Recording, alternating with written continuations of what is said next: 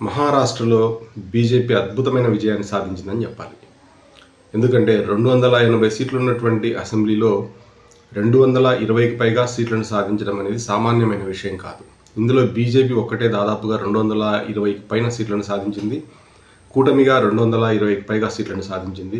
మరోవైపు ఈ ఎన్నికల్లో కాంగ్రెస్ విజయం సాధించబోతుందని చెప్పి చాలా పెద్ద ఎత్తున ప్రచారం చేశారు. అయితే కాంగ్రెస్ కేవలం 50 సీట్లకు అటు ఇటుగా పరిమితం అవడం అనేది ఇక్కడ ఆలోచించాల్సినటువంటి విషయం.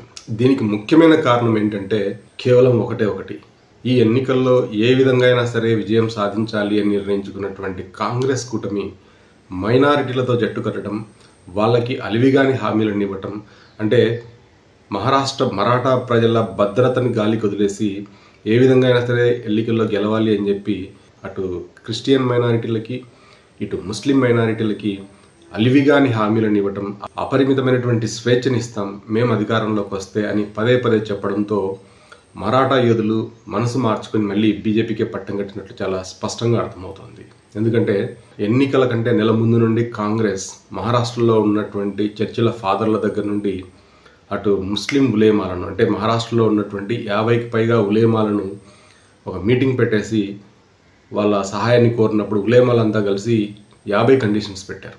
వాటిలో 17 అతి కీలకమైనవి. అంటే అందులో ముఖ్యంగా మేము ఏం చేసినా అడ్డు చెప్పకూడదు, మా మీద ఏ విధమైనటువంటి కేసులు పెట్టకూడదు, మా మీద ఉన్నటువంటి కేసులని రిమూవ్ చేయాలి, మాకు ఆర్థికపరమైనటువంటి స్వేచ్ఛనివ్వాలి, అట్లాగే వక్ఫ్ చట్టానికి పూర్తిగా మద్దతునివ్వాలి, అట్లాగే మహారాష్ట్రలో మేము ఏం చేసినా కూడా మాకు పూర్తి స్థాయి అపరిమితమైనటువంటి మద్దతునివ్వాలి అని చెప్పేటువంటి కండిషన్స్ పెట్టారు.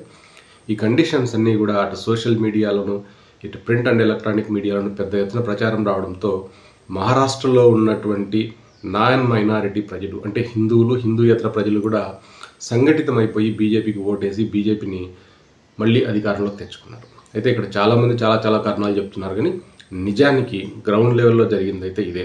అంటే ఇప్పటికే మహారాష్ట్రలో అటు పాల్ఘర్ ఘటన దగ్గర నుంచి ఏం జరుగుతుందో మహారాష్ట్ర ప్రజలు గమనిస్తున్నారు.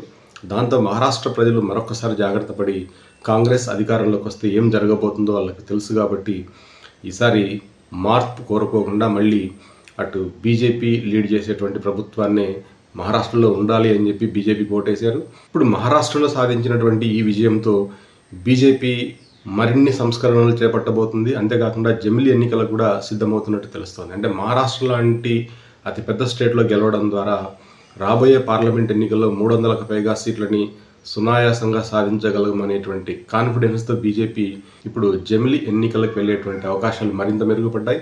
రాబోయే శీతాకాలం పార్లమెంట్ సమావేశాల్లో జమిలి ఎన్నికలకు సంబంధించి చర్చను జరిపి దాన్ని లోక్సభలో ఆమోదింపజేసుకుని ఆ తర్వాత రాజ్యసభలో కూడా ఆమోదింపజేసుకుని జమిలి ఎన్నికలకు వెళ్ళాలి అని చెప్పి బీజేపీ కృతనిశ్చయంతో ఉన్నట్లు తెలుస్తోంది. కానీ మహారాష్ట్రలో మాత్రం జాతీయ పార్టీ అయిన కాంగ్రెస్ పూర్తిగా తన ప్రభావాన్ని కోల్పోయింది. బీజేపీ తన ప్రభావాన్ని చాలా వరకు పెంచుకుంది.